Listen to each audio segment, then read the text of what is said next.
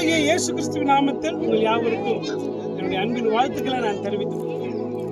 சங்கீதம் 112:9 வாரி இறைத்தான் ஏழைகளுக்கு கொடுத்தான், அவனுடைய நீதி என்றென்றைக்கும் நிற்கும், அவன் கொம்பு மகிமையாய் உயர்த்தப்படும். யாருடைய வாழ்க்கையில யாருடைய தலை உயர்த்தப்படும், யார் ரொம்ப தேவனுடைய பார்வையில உயர்ந்தவர்களா இருக்கிறார்கள் என்று சொல்லி சங்கீதக்காரன் ரொம்ப அழகா சொல்லுகிறார். வாரி இறைத்தான் அப்படின்னு என்ன? இன்னைக்கெல்லாம் நிறைய பேர் சேர்த்து வாரி வீசுறாங்க, மண்ணை வாரி வீசுறாங்க. அவங்கள பத்தி சங்கீதக்காரன் தாவீது சொல்லல. தாவீது யாரை குறித்து சொல்றாரு என்றால், தன்னிடத்துல இருக்கிறதை எடுத்து ஏழைகளுக்கு இறைக்கிறது, ஏழைகளை பார்க்கும் பொழுது கொடுக்கிறது. இதுதான் இயேசு கிறிஸ்து செய்தார். இந்த பூமியில வாழ்ந்த போது அவருக்கு கிடைத்த எல்லா ஆசீர்வாதங்கள், பூமியில் அவருக்கு கிடைத்த எத்தனையோ நன்மைகள், எத்தனையோ பண உதவிகள் எல்லாம் என்ன செய்தார்? ஏழைகளுக்கு கொடுத்தார், ஏழைகளுக்கு கொடுத்தார். நன்மை செய்கிறவராக சுற்றி திரிந்தார்.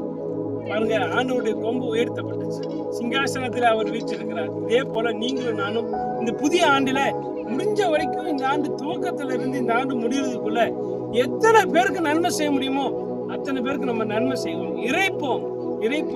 கர்த்தர் நம்மளை ஆசீர்வதிப்பார், நம்ம கொம்பு உயர்த்தப்படும். God bless you. ஆமென்.